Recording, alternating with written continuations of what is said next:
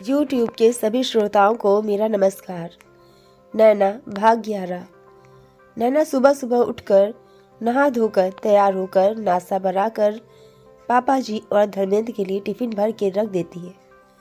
सबको चाय बना देती है और उसके पश्चात स्वयं अपना टिफिन भर कर कॉलेज के लिए निकल पड़ती। नैना के कॉलेज निकलने से पहले सुमित्रा आ जाती तो दोपहर के खाने में सासू माँ के लिए क्या क्या बनाना है समझा कर जाती। शेष कार्य तो सुमित्रा को स्वयं ही पता है।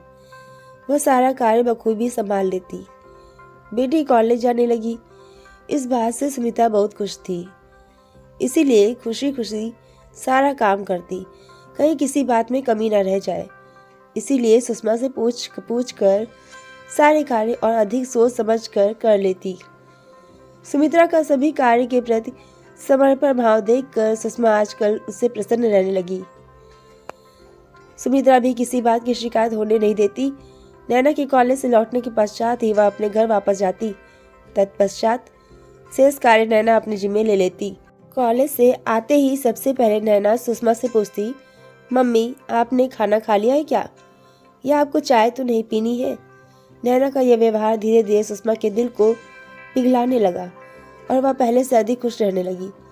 इस तरह नैना की पढ़ाई भी एक सही दिशा में लयबद्ध तरीके से चल रही थी।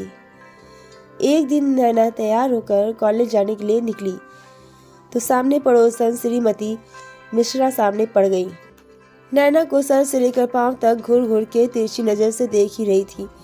नैना ने उन्हें शालीनता से नमस्ते किया, पर उसने नमस्ते का भी जवाब नहीं दिया और बुदबुदाने लगी, ये चली बाई की बेटी कॉलेज, ऐसा लग रहा है जैसे कोई राजकुमारी हो। नखरे तो देखो, कितनी सज धज कर कॉलेज जा रही है, सबको दिखाने के लिए कि मैं तो अब महारानी बन गई हूँ। बेचारे भगवान दास जी और सुषमा दोनों की छाती पर मूंग दल रही है। समाज में उन्हें मुंह दिखाने लायक नहीं छोड़ा है। शर्म हया तो है नहीं। नैना को लगा किसी ने विष से बुझा हुआ तीर छोड़ दिया उस पर। वह तिलमिला गई, परंतु अपने आप पर संयम रखकर कहा, मुझसे आपको क्या परेशानी है आंटी, मैं तो आपकी बहुत इज्जत करती हूँ। बेशर्म जैसा तो मैंने कोई काम ही नहीं किया। रहा सवाल मेरे सासू माँ और ससुर जी की, तो उनको कोई परेशानी नहीं है मुझसे, फिर आप क्यों परेशान हो रही हो। कह नैना आगे निकल गई। नैना की विवेकपूर्ण नम्रता से की गई बातें सुनकर श्रीमती मिश्रा सकपका गई और मुंह पिचकाकर अपने घर अंदर चली गई। दोपहर का खाना खाकर सुषमा धूप सेकने के लिए अपने बरामदे में बैठकर कोई पत्रिका पढ़ रही थी। तभी गेट से आती हुई श्रीमती तनुजा दिखी। आओ आओ तनुजा, आ बैठो, आप भी धूप सेक लो। सुषमा ने बड़े आदर से उनको अंदर बुलाया। तनुजा ने कुर्सी बैठते हुए कहा, और कैसा है हालचाल, सब कुछ कैसा चल रहा है। उसके मन में घर की बातें जानने की उत्सुकता चेहरे से स्पष्ट झलक रही थी।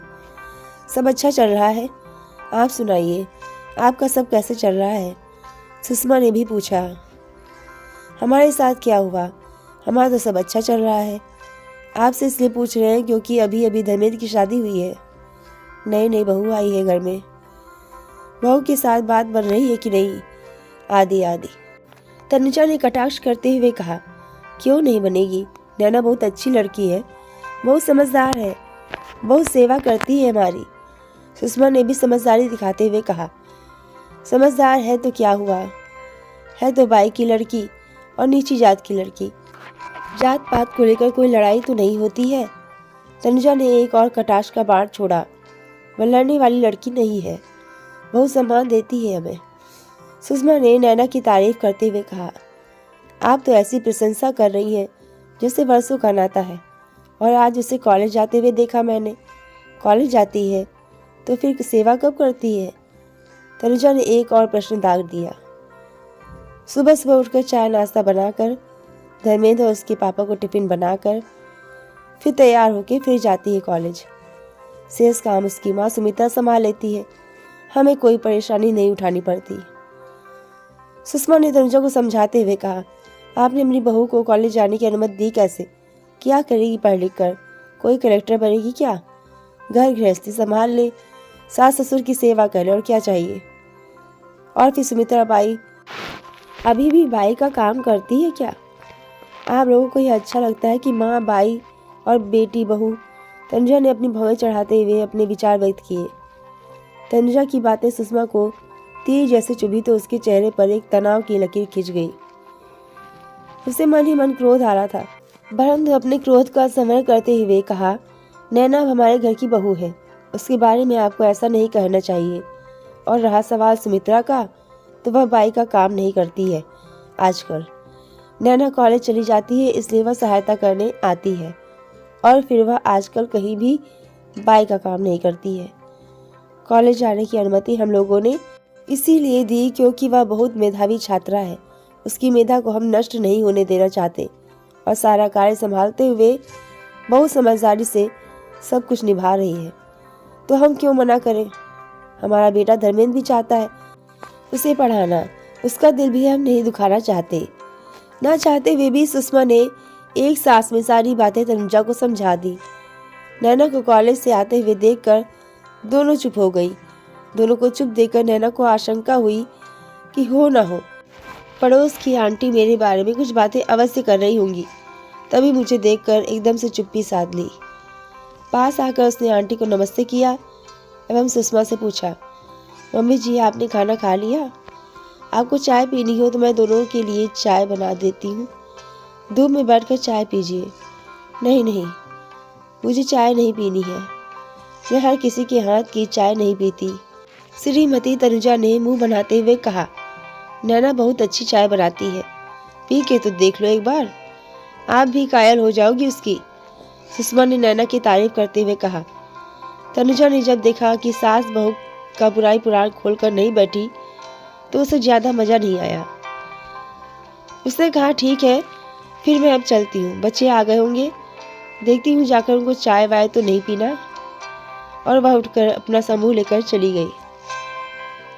रात के भोजन के पश्चात जब भगवान दास अपने कमरे में आया तो सुषमा का चेहरा थोड़ा मुरझाया हुआ सा था। भगवान दास ने देखा तो पूछा, क्या बात है, आज तुम्हारा मन कुछ अच्छा नहीं है क्या? यह तबीयत अच्छी नहीं है, जब से दुकान से आए हैं तुम ज्यादा कुछ बोल भी नहीं रही हो, और चेहरा भी उतरा उतरा सा है।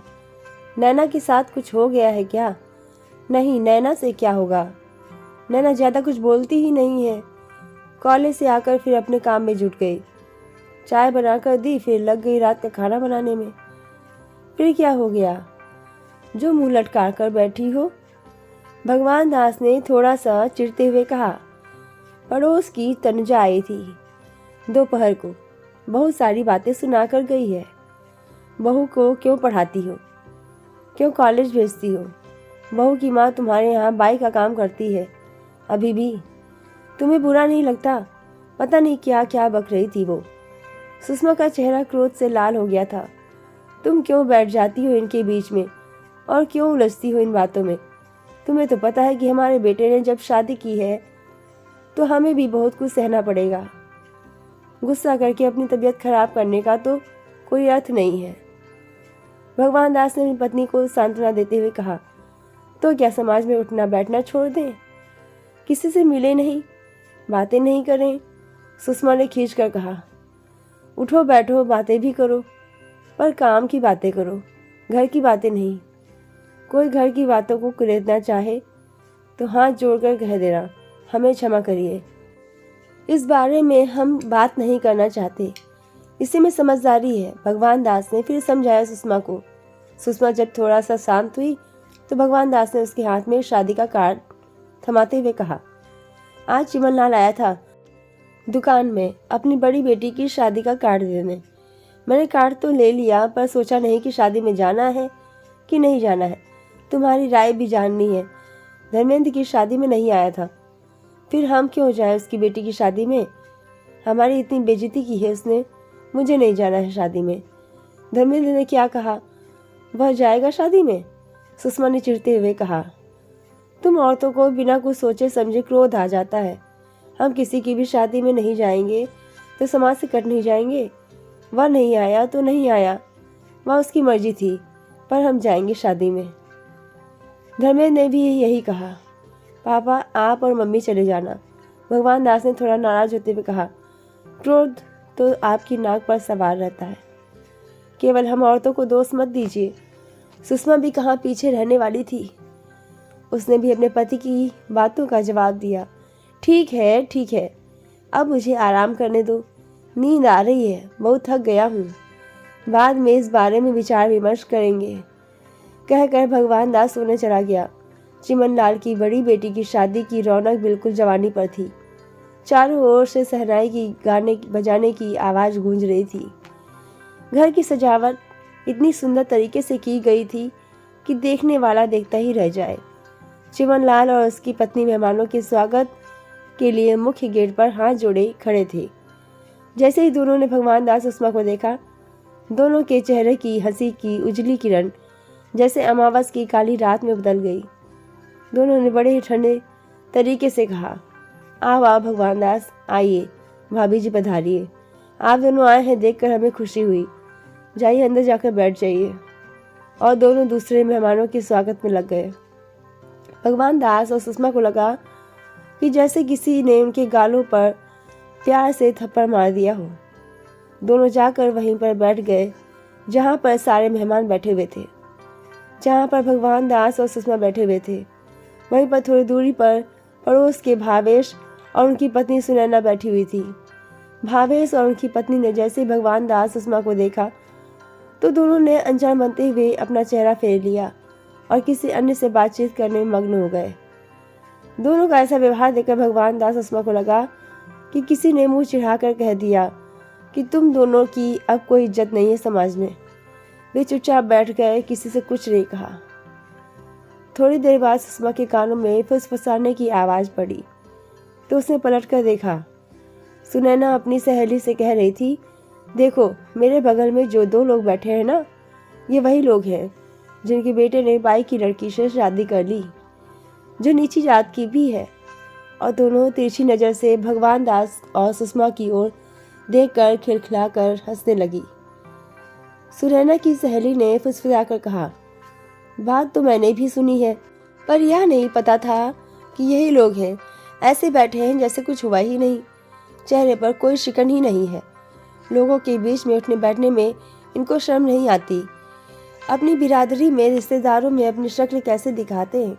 छी, मैं होती तो ऐसे बेटे को ही त्याग देती। अरे गलती बेटे की नहीं है, गलती तो माँ बाप की होती है जो बच्चों को अच्छे संस्कार नहीं दे पाते। अच्छे संस्कार दिए होते तो आज यह दिन देखना नहीं पड़ता। हमें भी निमंत्रण पत्र दिया था, पर ऐसी शादी में कौन जाता है। हम तो नहीं गए, अपने बच्चों को बिगाड़ना है क्या। सुनैना ने फिर से कहा और हंसने लगी। सुषमा के कान और अधिक सुन नहीं पा रहे थे। उसकी पलकें भीग गई थीं। उसे ऐसा महसूस हो रहा था कि जैसे किसी ने सीने से कलेजे को निकाल कर टुकड़े कर दिए। उसने भगवान दास से कहा, चलो जी, मेरी तबीयत ठीक नहीं लग रही है, अब मैं जाना चाहती हूँ। ऐसे कैसे चले जाएंगे, चिमन लाल क्या सोचेगा। जब आए हैं तो थोड़ी देर और बैठ जाओ। भगवान दास ने सुषमा से कहा, आपको अपने दोस्त की चिंता लगी है तो आप बैठिए, पर मैं जा रही हूँ। मुझसे और यह सब बातें सुनी नहीं जाएगी। आपको तो कोई फर्क नहीं पड़ता, पर मुझे पड़ता है। सुषमा ने दुखी होकर कहा और उठकर जाने के लिए खड़ी हो गई।